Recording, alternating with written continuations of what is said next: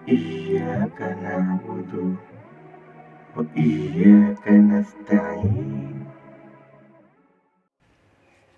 بسم اللہ الرحمن الرحیم۔ آج ہم اللہ تعالیٰ کی دی گئی ابلیس کو مہلت کے بعد کا قصہ دیکھیں گے۔ حضرت آدم علیہ السلام ایک عرصہ تک تنہا زندگی بسر کرتے رہے، مگر اپنی زندگی اور راحت و سکون میں ایک وحشت اور خلا محسوس کرتے تھے، اور ان کی طبیعت اور فطرت کسی مونس و ہمدم کی منتظر نظر آتی تھی۔ چنانچہ اللہ تعالیٰ نے حضرت حوا کو پیدا کیا، اور حضرت آدم اپنا ہمدم و رفیق پا کر بے حد مسرور ہوئے اور اطمینان قلب محسوس کیا۔ حضرت آدم و حوا کو اجازت تھی کہ وہ جنت میں رہیں سہیں اور اس کی ہر چیز سے فائدہ اٹھائیں، مگر ایک درخت کو معین کر کے بتایا گیا کہ اس کو نہ کھائیں بلکہ اس کے پاس تک نہ جائیں۔ اب ابلیس کو ایک موقع ہاتھ آیا،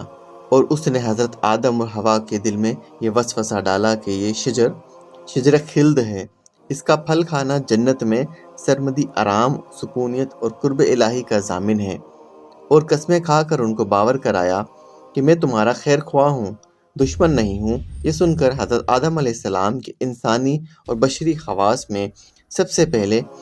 نسیان یعنی بھول چک نے ظہور کیا،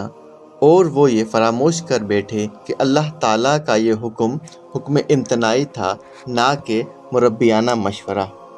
اور آخرکار جنت کے دائمی قیام اور قربت الہی کے عزم میں لغزش پیدا کر دی،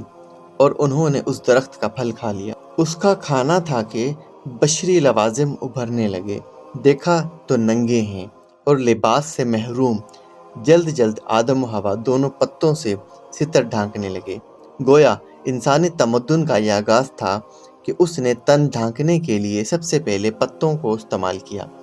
ادھر یہ ہو رہا تھا کہ خدائے تعالیٰ کا عذاب نازل ہوا، اور آدم علیہ السلام سے باز پرس ہوئی کہ ممانت کے باوجود یہ حکم عدولی کیسی؟ آدم آخر آدم تھے، مقبول بارگاہ الہی تھے، اس لیے شیطان کی طرح مناظرہ نہیں کیا اور اپنی غلطی کو تاویلات کے پردے میں چھپانے سے باز رہے۔ ندامت شرمساری کے ساتھ اقرار کیا کہ غلطی ضرور ہوئی، لیکن اس کا سبب سرکشی نہیں ہے، بلکہ بشری تقاضے، بھول چک اس کا باعث ہے۔ تاہم غلطی ہے، اس لیے توبہ و استغفار کرتے ہوئے عفو درگزر کا خواستگار ہوں۔ اللہ تعالیٰ نے ان کے اس عذر کو قبول فرما لیا اور معاف کر دیا، مگر وقت آ گیا تھا کہ حضرت آدم علیہ السلام خدا کی زمین پر حق خلافت ادا کریں۔ اس لیے با تقاضائے حکمت ساتھ ہی یہ فیصلہ سنایا گیا کہ تم کو اور تمہاری اولاد کو ایک معین وقت تک زمین پر قیام کرنا ہوگا، اور تمہارا دشمن ابلیس بھی اپنے تمام سامان و عداوت کے ساتھ وہاں موجود رہے گا، اور تم کو اس طرح ملکوتی اور طاغوتی یعنی دو متضاد طاقتوں کے درمیان زندگی بسر کرنی ہوگی۔ اس کے باوجود اگر تم اور تمہاری اولاد مخلص بندے اور سچے نائب ثابت ہوئے تو تمہارا اصلی وطن جنت ہمیشہ کے لیے تمہاری ملکیت میں دے دیا جائے گا۔ لہٰذا تم اور حوا دونوں یہاں سے جاؤ اور میری زمین پر جا کر بسو،